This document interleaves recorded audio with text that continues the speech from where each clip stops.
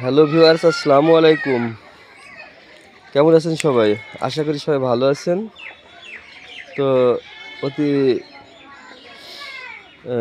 আনন্দের সাথে জানাচ্ছি, এই যে আমার বাড়িতে আসলে বাড়ির সাইডে গাছ টাছ লাগানোর জায়গা কম।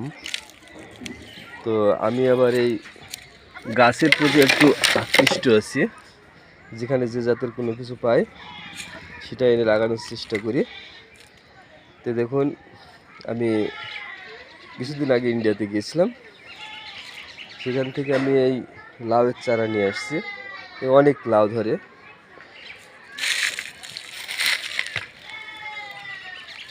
ধরে, আর এই যে এগুলো দেখছেন গোলমরিচ, এগুলো আমি ইন্ডিয়া থেকে মাত্র 7-8টা ঝাল খুব কষ্ট করে নিয়ে আসছিলাম।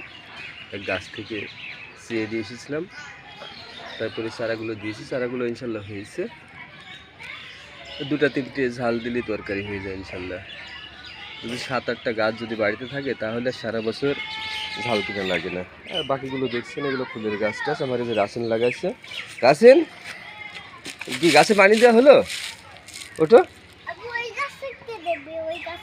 এই গাছে তো পানি দেওয়া হয়েছে। তুমি সব গাছে পানি দিছো? হ্যাঁ, ওই গাছে তো পানি আছে, যে পানি আছে পানি। তো ঝাল ধরলে তুমি কি করবে আগে? হ্যাঁ, লাউ ধরলে কি করবা?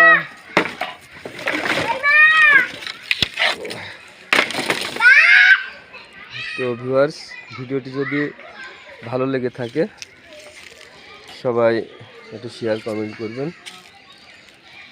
খুদা হাফেজ।